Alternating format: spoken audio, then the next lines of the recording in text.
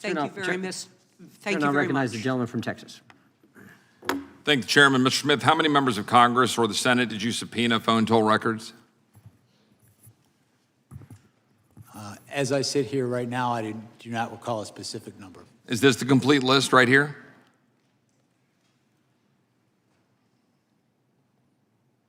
Well, let me ask you this. Am I on this list? Did you target my records and subpoena my phone toll records? My understanding is your records were subpoenaed by prosecutors before I became special counsel. Well, staff would put this up on the screen. I'm thankful for the great staff who discovered the email where I learned for the first time a few weeks ago that my phone records were indeed targeted.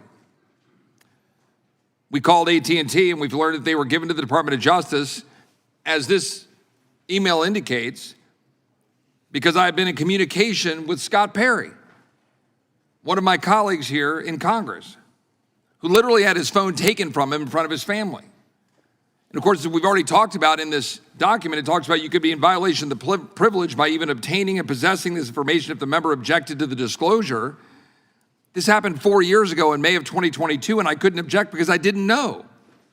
I didn't know until about 3 weeks ago. My question here is, was there any limits to your investigation or the investigation that preceded you, Mr. Smith? Because as egregious as a violation of separation of powers this is, as an egregious and abuse of power it is, it's far more concerning you are clearly targeting American citizens for merely being conservative or supporting the president. We've got memos that we've already been talking about in this hearing from April 2022 that preceded you that establish and open the investigations, one of which has Attorney General Merrick Garland's signature on it. And the focus was the electors. Now that was 6 months before you were appointed. You testified earlier, you met and interviewed Merrick Garland and Deputy AG Lisa Monaco. And you briefed the AG and deputy multiple times. Did you brief them on the electors and the prosecution of their supposed crimes? Did I? I'm sorry. Did you brief them on the electors and their supposed crimes?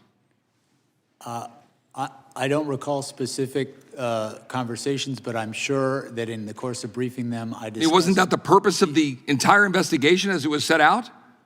Because putting aside that in 1960, as we already talked about, my friend Mr. Tiffany, that Hawaii put forward an alternate slate of electors, the investigation pivoted to President Trump and, frankly, anybody who knew him. Do you know who Cleta Mitchell is? Yes, I do. She's an election lawyer that was involved in filing an election contest on behalf of President Trump in Georgia in December of 2020. A 64-page complaint with over 1,100 pages of exhibits, witness affidavits, and expert witness reports documenting thousands of votes cast in violation of Georgia law, but which were nevertheless included in the vote totals. Now, notwithstanding the disposition of the cases that was filed, is that a criminal act? Filing an election contest on behalf of a candidate for office, a client. Is that a criminal act, yes or no? No, in fact, we So stated. why did you deem it appropriate to monitor Cleta Mitchell's long-distance phone records in 2023, 2.5 years after the election contest was filed and after the presidential electors were certified? What about Jenna Ellis? What about Sidney Powell? What about Bill Sepien? What crime did you suspect had been committed by them that would warrant monitoring their phone records 2.5 years after the 2020 election was certified?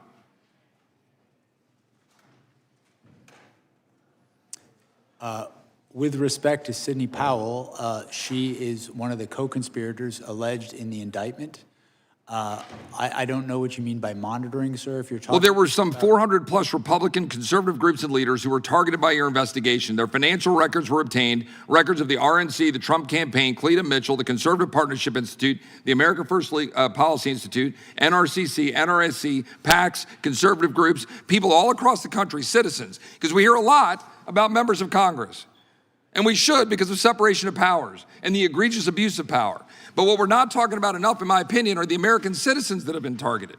Because frankly, are there any limits to the power of a special prosecutor or special counsel? So much so in your abuse of power that in the summer of 2024, the indictment involving classified documents was dismissed after determining your appointment violated the Appointments Clause of the Constitution, but you continued to sign your name on court filings until the time you resigned from office in January of 2025. A federal judge just recently stated a prosecutor who continues to sign his name in court filings after a disqualification order should face disciplinary action or disbarment. I yield back. Gentleman yields back. Did the gentleman have the opportunity to respond? If the gentleman wants to respond, he can. With respect to the last point, Judge Cannon's order specifically limited her finding to that proceeding. So there would be nothing improper about continuing to litigate the cases in Washington, D.C. And with respect to Florida, there was nothing improper about taking an appeal of that very decision.